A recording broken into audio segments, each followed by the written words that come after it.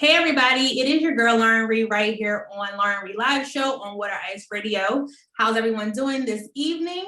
I am glad we are back and we have a great show for you tonight. And of course, I have my co-pilot here with me. Jay, what's going on? What's up, Lauren? How you feeling? What's up? I like that jacket. Yeah, I mean. I gotta pull mine out. I haven't seen that in a while. Water Ice, we got our apparel and merch, so make sure you go check that out. But it's still winter. Yeah. And so I just want to make sure I'm warm, but look good as well. Yo, And it's actually funny you mentioned that because our guest today, we're going to talk about a little bit about fashion. But before we get to that, how are you doing? I am doing good. We're kind of embracing for another storm coming, right? Yeah. Can you do me a favor? If you guys don't know, Jay is actually from Texas, right? And I know this is probably kind of time sensitive or whatever, but there's some weird stuff going on in Texas right now as far as weather is concerned. So it's snowing there. And for us here on the East Coast, it just kind of feels like, yo, what's the big deal? It's snow. We deal with this all the time. But can you just really tell us really quickly, like, why this is such a big deal right now? Because what I'm looking at online is like total devastation, it feels like. Well, I mean, most parts of Texas, especially where my family's, they're in San Antonio, South Texas. It doesn't really snow, but it snowed, and it's not even necessarily the snow, but it was the temperatures dropping drastically. It was in single digits. Yeah. And long story short, the infrastructure down in Texas, they're not built for really cold climate. Right. So like So a the lot of pipes things, and stuff freeze and stuff like yeah, that. pipes freeze, they burst.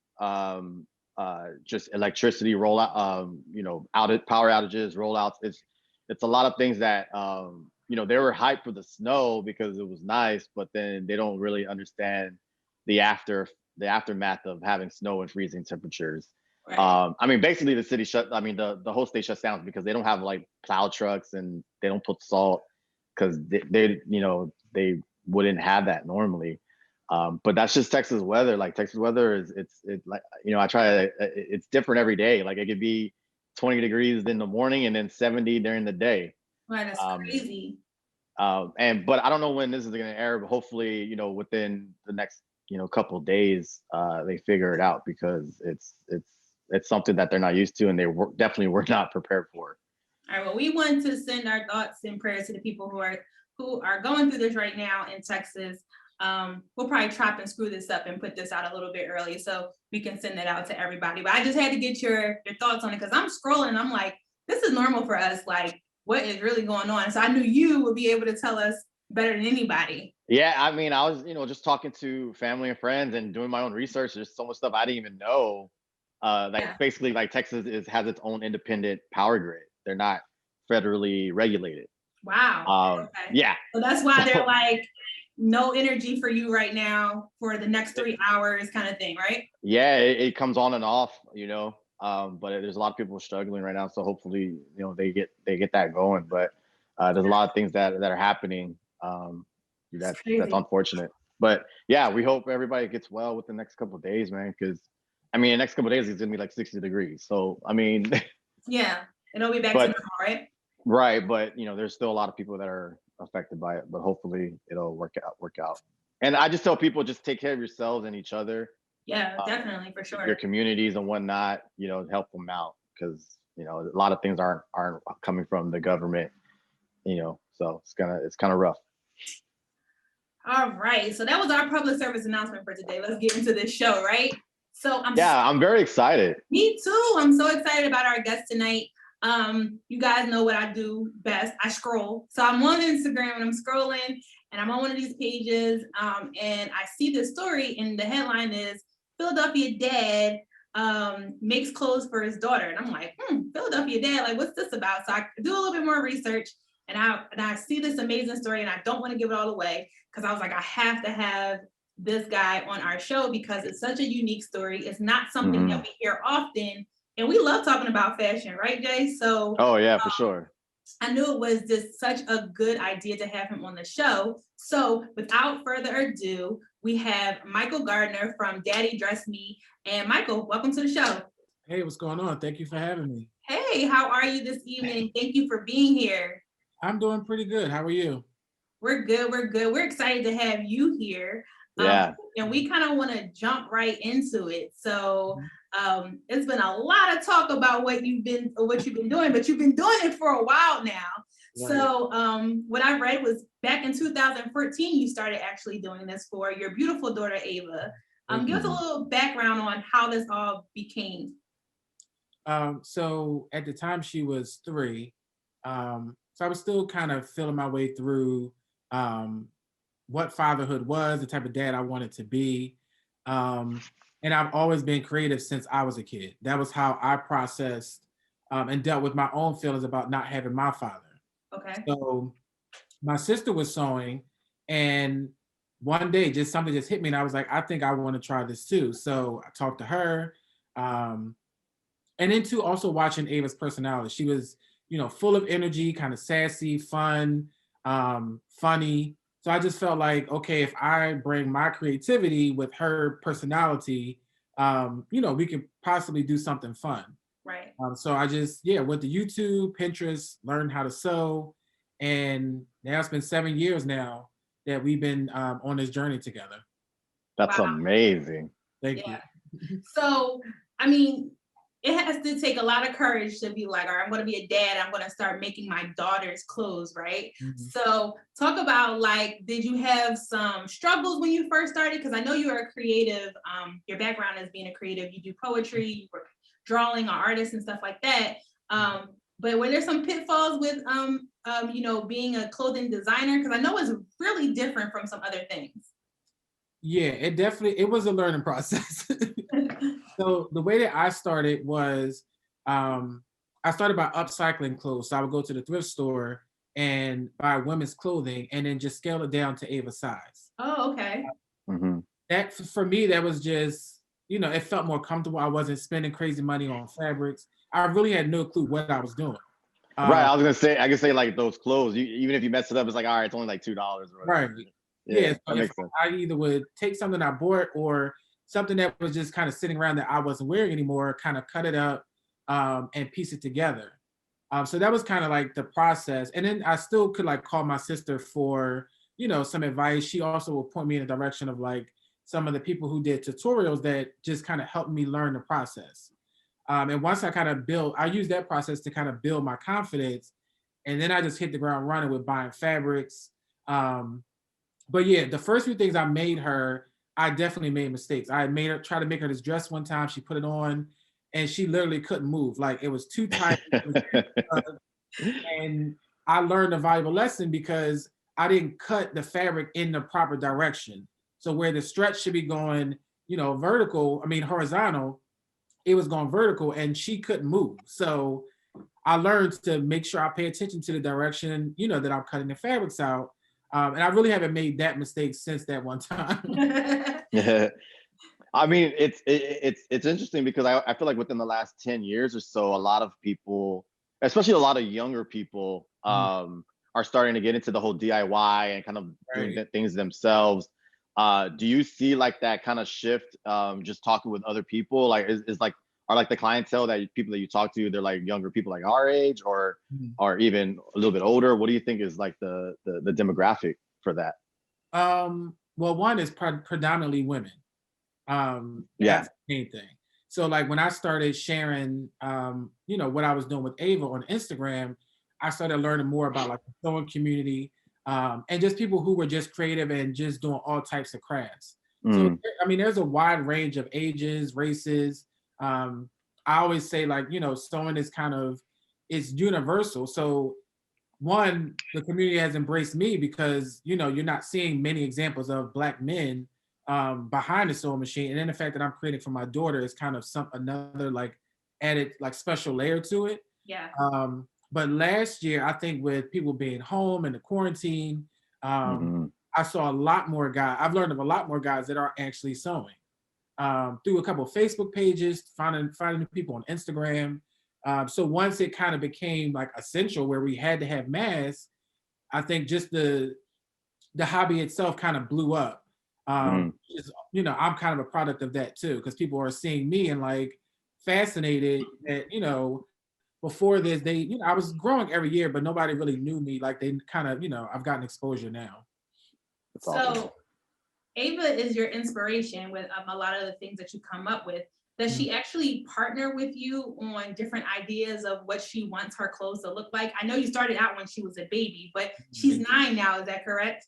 Yeah. So I know she has probably a lot more to say about what she wants to wear. This is, so it's funny, when I started, it was solely focused on like my creativity, like the ideas that I had. And she was like, "Oh, Daddy, you make it. I love it. I'll wear it." Into a couple years into it, we had this moment that I'll never forget.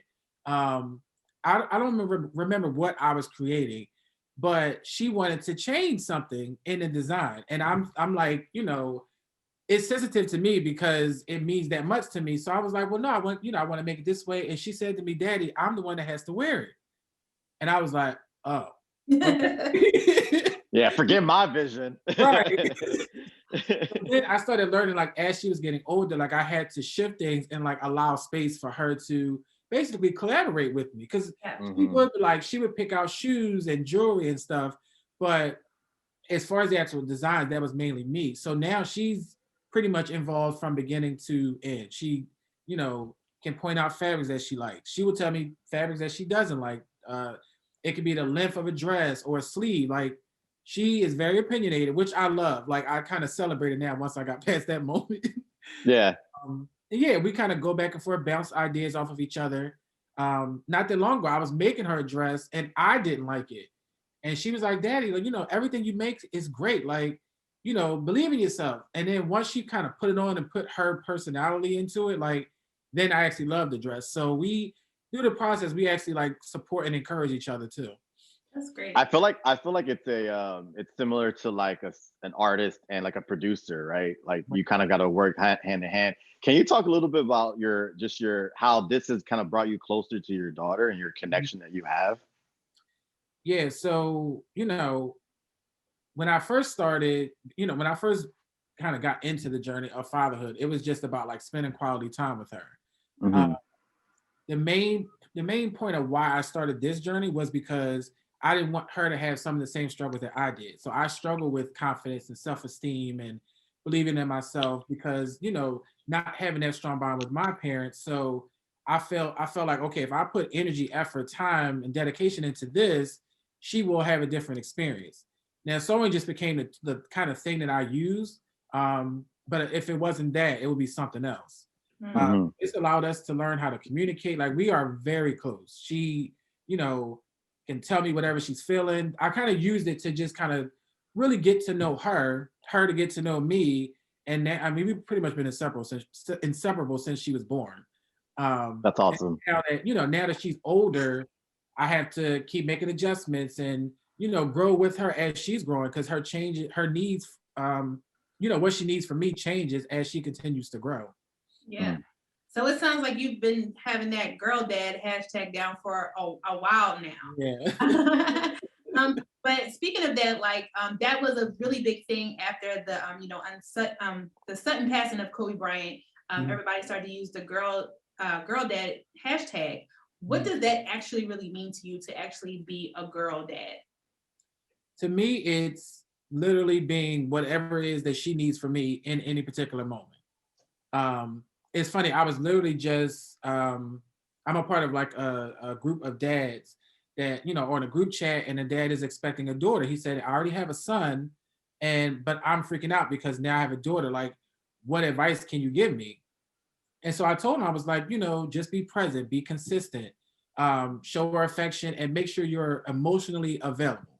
Because with my daughter, that's a huge part of our relationship.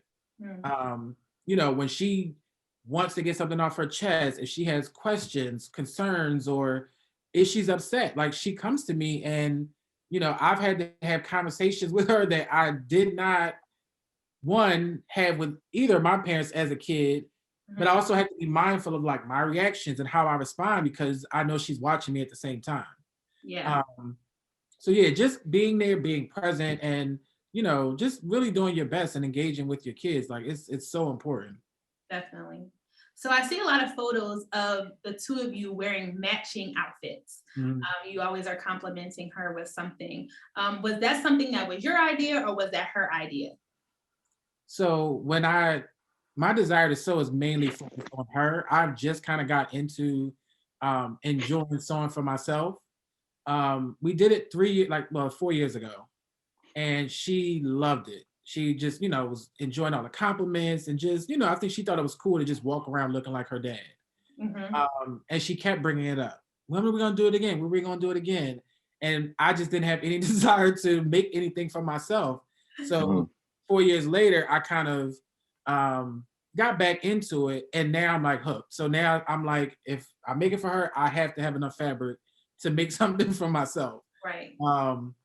Yeah, it's just fun and it's unique. Like, as women can kind of go out and buy things to match their daughters, or if they have nieces or kids. For guys, like other than t-shirts, there's right, much that you or can like hoodies or something, or sneakers. Yeah.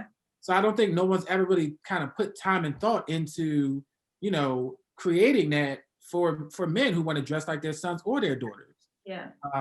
So yeah, it's pretty cool. I love it now. Do you ever think she may say, "All right, Dad, I'm done with the matching stuff"? I'm not gonna break your heart. She claims that no, she's always wanted to do this. I've had some people ask me that, and I went straight to her, and I was like, I always told her before, whenever she wants to stop, we can stop. Like, I'm always gonna be her dad. We're gonna always have this bond. It would just shift to being something else. Maybe it's not even something that I share, on Instagram or anything. But yeah, she actually wants to go to FIT, and she says she wants to create her own fashion line. So that's amazing. We'll see. Yeah. I'm just thinking of like all the money you could save for like prom dresses and like birthday gowns. You know what I mean? I'm just like, please keep doing it. Please, Right. Tell your kid, please let me sew all your stuff. Is that something where you think it could get to that point where you have like a production and you have like a line and you can make just pieces for families and whatnot? I would love to design pieces. I know. I tried it a couple years ago where I was like accepting orders. That's just not my lane. It's a lot. It's a lot. Yeah, it just turned into something else, and it also took away from the time that I could actually have this experience with her. So I was like, this is going in the wrong direction. Right. But yeah, to design something, definitely, because I feel like, yeah, dad should have the option to go into a store or go online and, be able to coordinate with their sons and their daughters. Like, that would be just your family in general. Yeah. So yeah, definitely, hopefully I can design something, but sitting behind a sewing machine and sewing it. Just make a sample, give it to a manufacturer and have them produce it. I think that's so cool though, that you are very self-aware of what's your lane and what isn't, because I'm sure a lot of people have said to you, like, you could make tons of money doing a father and daughter line, making people clothes, and are you taking orders and stuff like that? So, adjusting to saying, hey, this is not me, it is truly dope. I just want to do this for me and my daughter. Yeah, I've had to, because I've gotten emails and DMs where I'm like, oh, I want to purchase. I'm like, I only really create for me and her. Yeah. Yeah. So when you're out in public and you see, people are like, where'd y'all get that? And you're like, oh, I made it. Like, how dope does that feel? Like, that's gotta be like a major flex. What's funny is, because I'm like naturally shy, Ava would always handle the interaction. That's funny. I love, but then it gets to this point where it gets uncomfortable because she'd be like, oh, my daddy made it, and like is so proud and speaking with confidence. And then she would go, I can get him to make you something too. You're like, whoa. So yeah, handling that part of it, I'm like, no. But yeah, I just kind of just stand back and let her, I usually say thank you, and she would go in deeper, and I'm just like, all right, now you kind of put me into a corner because I'm going to make them something. Right. So, got to get the fulfillment going. Right. Like, I'm like, no, we're not going down that road. So kind of rewind back to the beginning of your story. I read on one of your blogs that you were always a creative. So you wrote poetry, you were an artist. Do you still do some of those things in your spare time other than sewing? I don't really write as much as I used to. The blog is actually kind of giving me the opportunity to like get my thoughts and my feelings out. Um, but I do kind of other things, like I still like to paint. Cooking is actually another way that I kind of try to be creative and do different things. Um, but I am actually, so I just kind of finished trying to write, well, putting like the first draft together of a children's book. Nice. That was a goal of mine too, kind of wanting to turn our story into into a book, just to kind of give other dads inspiration. So that's the kind of that was the last thing that I kind of was using the bulk of my creativity for.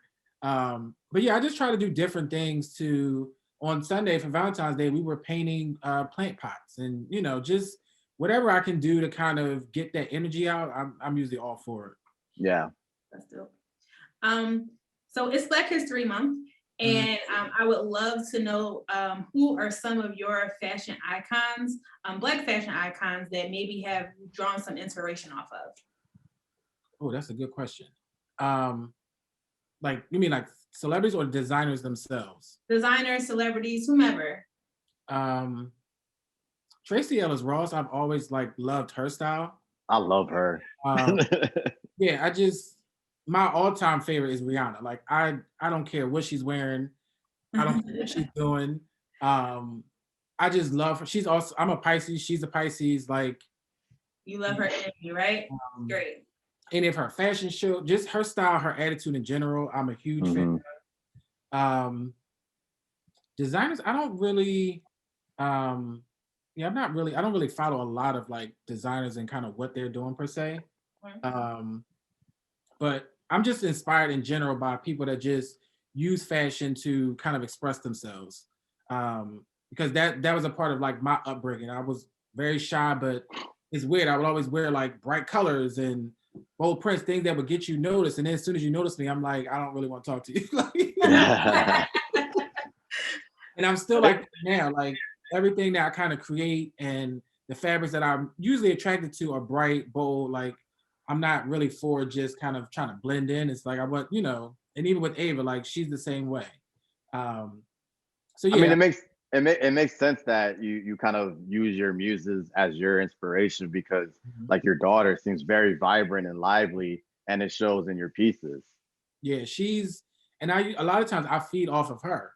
I Right. always tell her like, you give the clothes life. Like it's just fabric until you put it on Yeah. and add your personality. Like with her posing and modeling, like I've had to tell people, it was just a natural thing that she did. Like she just would put her hand on her hip and just look over her shoulder. This wasn't stuff that I've instructed her to do. It was just kind of she put clothes on and that's what she started doing. So I'm like, well, Right. you get the camera, let me take pictures. So you basically self-taught if I'm not Yeah. mistaken. So what are some, like, I guess for people that are wanting to pick up this trade, what are some really good resources, whether online or just people in general that you follow that they could kind of to get started, they could follow themselves? For me, I always suggest YouTube. It's Hmm. free, and there are some I mean, literally anything you want to do, I feel like you should go to YouTube. um, Right. You're right. because there are literally people that now, for me, there were some people that was creating tutorials that just didn't like, I didn't respond to it well. But then there was some Hmm. that was like the way they're doing it. When it's simplified, I feel like that's the easiest way that people kind of grasp onto learning to sew. So that's kind of my next step too, is to actually start a YouTube page. And Please uh, do. yeah, like I want to show people like it's a simple process, but obviously you have to dedicate some time and energy and effort to it. Um, Absolutely. but yeah, like I don't really use patterns either. So I kind of learned through YouTube to trace what you already have. So if I wanted to make a shirt, I'll take a shirt that Ava, kind of already had, lay that down on fabric, cut it out, sew it together. If you make a mistake, you can take it apart, try again. Uh, Yeah. but it can be very simple. And obviously a lot of people learn that with creating masks, now that we have Hmm. so Well, when you launch your channel, I will be a subscriber off the rip because it's cool. something I've always wanted to learn. So as soon as you do it, I'm gonna be there. All right. Yeah, we need more guys out here Absolutely. It's a So great trait to have. Right. you said something earlier in the conversation that you have like a group chat of other dads. I've never heard that a lot. Um, talk about how important that is for other dads to really have this like community or circle basically to talk to other dads of just to encourage them. I love that. Listen, this is it's new to me also. So there was a dad that we were following each other, and he created a page called Dad Influencers. That's where it kind of came from. So this was like right when Clubhouse was, kind of taking off. Yeah. So we started with Mondays at 6. We would kind of get on Clubhouse, and we just started talking. And then from there, he created the group chat. And I like last week, they do like weekly calls where you just kind of check in. So I wasn't, doing too great. I called in. They were on there praying for me, giving me words of encouragement. I've never heard those conversations amongst men. Right. And especially fathers. So yeah, it's been a blessing to all of us because many of us in that group kind of grew up without our fathers. So we're trying to figure it all out. And many of us are, years in and didn't really have the proper support that we need. So that group has been like a blessing just to bounce things off of. And again, just to be able to kind of vent. And I've always been close to women because I was raised by women. So I've never really had like enough guys anyway, to kind of have that support and that bond with. So having this is like huge. So, I try to make sure I stay active and, participate, and we're trying to actually figure out how to come together and do something, and collaborate too. So, but we support each other's posts, and like, it's beautiful. And it's important too. Because like you said, a lot of, unfortunately there's a lot of people that grow up without, fathers, or just, positive people in general. Right. And to have a community where we're all kind of in the same place trying to figure things out, but having advice and being vulnerable to other people to be like, hey, like I need help with this. Anybody got any resources or advice? And they'll be like, yeah, I got you. Like boom, boom, boom, boom. Like I think it's just natural for people to come together and help each other. Yeah, I've always kind of dealt with things on my own, and I was in a relationship. I would talk to the woman I was with, but there's things that a woman can't understand when it comes to being a man, and some of the things that we feel and experience. So absolutely, having that outlet is just like, listen. The first time I have a moment, I'm like, let me go talk to them. Yeah, word. It's just different. It's just different. Right, yeah. All right.